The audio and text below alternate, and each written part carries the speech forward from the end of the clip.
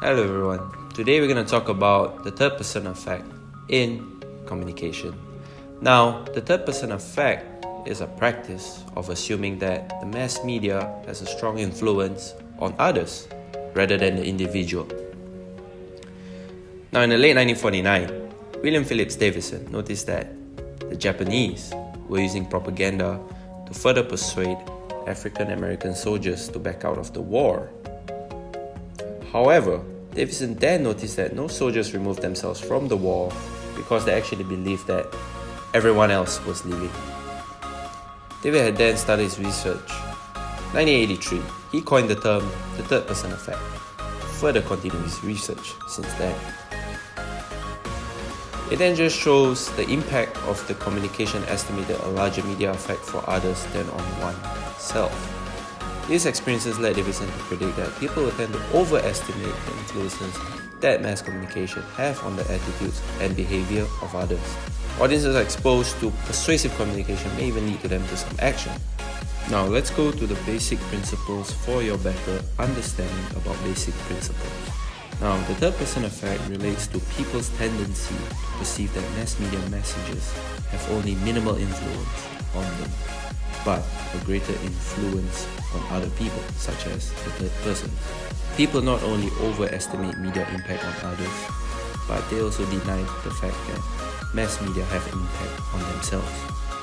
This does not mean that media are actually more influential on others, but then on oneself, or even that the media are influential at all.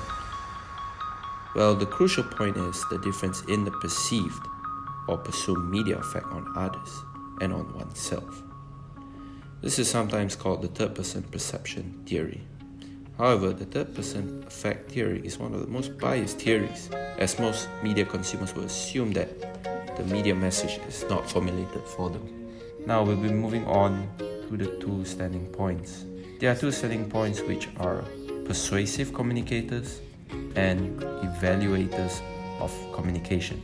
Now, persuasive communicators means that the sender or the first person will not be on me or you, but on them. And on the other hand, as for evaluators of communication means the receiver or the third person who are in some way concerned with the attitude and behavior of the audiences. Now let's begin a situation where the third person effect takes place. So there's an experiment taken within an office of people that watch the same news show at every same time the next day, take a survey of how they felt watching the show and what emotions they felt during the viewing, whether they were nervous, uncomfortable, scared, etc.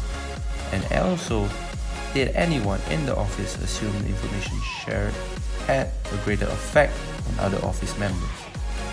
Now, if they assume that information had a greater impact on others compared to themselves, then the third person effect clearly has taken place.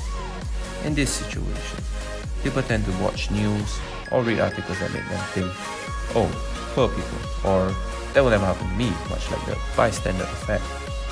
The person will have the thought of, oh, I will not be influenced, but they will be persuaded.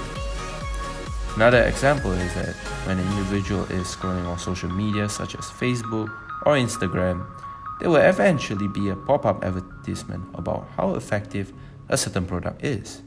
The third person effect will then take place when he or she thinks that others will be persuaded to get the product while him or herself will never be persuaded.